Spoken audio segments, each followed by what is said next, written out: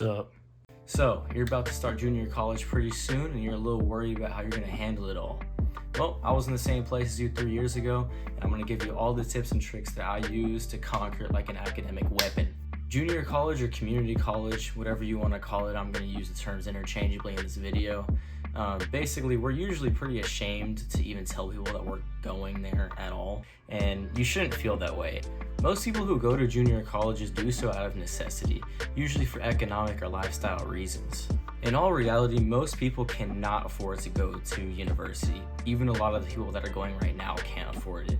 Community college is a really good way to jumpstart your academic career while paying just a fraction of the price. The schedules associated with community colleges are often a lot more forgiving than that of university ones, which ends up being an absolute lifesaver for those of us going to junior colleges, as we're probably going to be working to be able to afford it. A lot of our fellow peers that ended up going to university don't really have to deal with this problem. They either got grants in order to go, or their parents are just giving them a full pay ride to go, and that's just not the luxury that we get to deal with. To make fun of or belittle someone going to a junior college is really a pathetic thing to do, and it really shows that person's privilege and ego right then and there. As stated earlier, community college comes with its own set of benefits apart from university. One of those being the amount of more free time that you're going to have apart from school. This, of course, is for many different reasons, one of them being the workload just generally being easier to handle in community college courses as opposed to university courses. Another reason just being the scale of the schools themselves. Most junior colleges are much smaller in size than a lot of universities, so walking from class to class is going to require much less time, as well as most people going to community or junior colleges live much closer to these campuses, meaning the drives are going to be much shorter there and back. But as we all know, the biggest reason that you're going to have so much free time is because in junior colleges, community colleges, whatever, there's much less of a social environment and way less opportunities that the school is going to provide for the student body to be preoccupied. Let's face it here, the biggest reason people even go to university as at all is for the quote-unquote college experience. And by choosing to go to a community college, you're knowingly forfeiting this experience altogether, essentially. Sure, some community colleges will try to put little events together here and there, but in reality, most students are going to school, going to class, and are in and out and off to work as soon as their classes end. There isn't much of a student life to really speak of here, and if you go to community college for however long you're there, you're more than likely not going to get much of a social experience there. It's kind of rough if you allow it to be, but it doesn't need to be.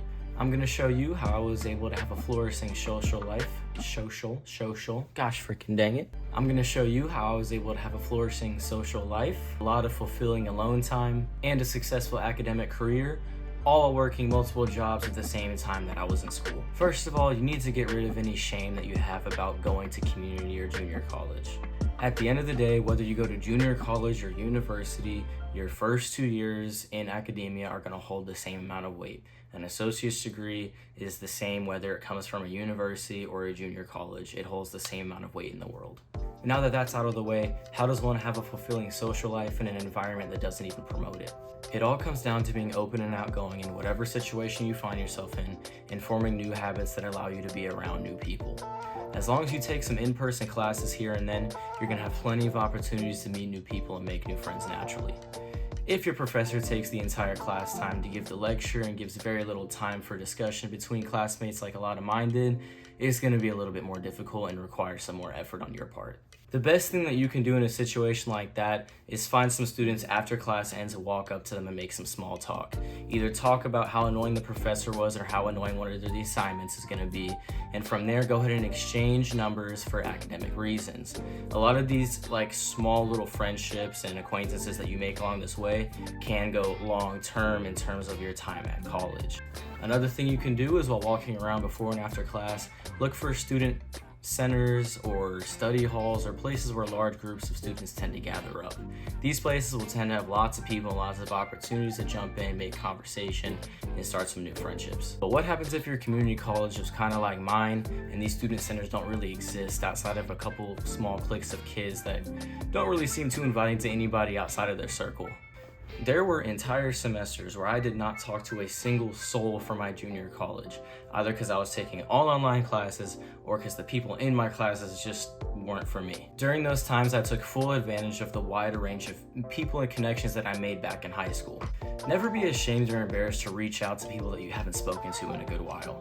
There was multiple times I hit up people that I hardly even knew from high school, and even despite that, we were able to form deep, intimate connections and relationship. A lot of people going into college, especially junior colleges, have this issue when the transfer from high school to college happens. So you being the one to kind of reach out to them is going to go a long way in forming these friendships. One of the biggest things that I realized in college is that a brand new friendship is right around the corner. One simple text, one random interaction, one random DM away from happening. My next set of tips is going to follow forming friendships with people that you meet either on your job or during extracurricular habits that you form outside of school. And yes, you 100% need to form some new habits and get some new activities after you graduate high school. I got a lot of my social experience from the gym and Smash Bros tournaments that I used to go to. But outside of the social aspect, you should pick up some new activities and leisurely habits you can do around the house during your alone time. And yes, in junior college, you're likely going to have a lot of alone time. I recommend some healthy activities like picking up an instrument like the guitar or drums or piano or violin, I don't know, something like that. Pick up stuff like drawing and journaling. I drew hundreds and hundreds of pictures, and I've been journaling a lot recently. Another great habit you can pick up that's just healthy in general and is going to help keep you sane is meditating, going outside on long walks. Look how beautiful it is right now. I don't want to be in here. I want to be out there, man. Come on now. Learn to relax and enjoy being alone a little bit. It's really easy to fall into an overly worky mindset where if you're not working your job or at school or doing homework or something, you just feel really anxious and unproductive. It's a really toxic mindset that you want to avoid as much as possible. Once you have your alone time healthy habits picked out, go ahead and find some social aspects, habitats you can place yourself into for that time. You know, I picked the gym and Smash Bros tournaments for my examples, but for you, you could just pick something that, you know what, I'm actually gonna stick with the gym. You should, if you're not already, start going to the gym once you start going to community college, or just college in general. Start going to the gym. A place like the gym is just begging for new bonds and friendships to be formed. All you gotta do is find that one person that pushes you and y'all enjoy going to the gym every single day, and then boom, it's over. Y'all are now bros for life. Or sisters or whatever. It's a great habit to form physically and mentally, and it can really turn itself into a passion over time if you allow it to. Highly recommend it. Next tip is picking a job or workplace that you can work at that allows you to form new friendships with the people that come in and with their coworkers. I worked as a lifeguard for my first half of college and then as a front desk worker and personal trainer during my second half. I can tell you right now, I formed way more friendships in my work environments than I did in my 3 years at junior college. All right, I'm about to end it all pretty quickly. Not end it all, I'm not gonna kill myself, what? I'm about to wrap it up here pretty soon, but my last point is gonna be one that might be a little annoying to hear, but you really do need to get a consistent sleep and work schedule in order to function in college. Being in junior college courses that are all online or only require you to come in a couple times a week sounds really great coming from high school, and it definitely is. But it also comes with a lot more responsibility on your shoulders to handle that increased workload. I highly recommend taking 2 to 3 days off of work every single week to just focus up on your schoolwork and other assignments. Don't procrastinate. It's going to be really tempting to just put off assignments with really far off due dates or deadlines, but that's a huge mistake. Instead, form a healthy habit of getting your assignments turned in and done as soon as physically possible. Many college courses are going to give you a paper, some sort of research paper that's due near the end of the semester, and it's going to be really tempting to just push that off till the due date. I remember being in tons of class group chats when the due date of those papers eventually did roll around. Just seeing like 20 plus people absolutely panicking over this paper when I had already turned it in like a month prior. In terms of a sleep schedule, for the love of God, please go to bed before 3 a.m. Do your work earlier in the day or in the 3 days off of work that I talked about earlier. Don't stay up till late hours of the night turning in assignments last minute. Get things done as soon as possible. Getting a good 6 to 8 hours of sleep at this age is so important in the long run of your life. Obviously, every major has its own workload, blah blah blah, whatever, but just do your best to get your work done early and get to bed at a decent time. Just go to bed, gosh dang it. Those are just some of the useful tips that I've come to obey myself in my time at junior college.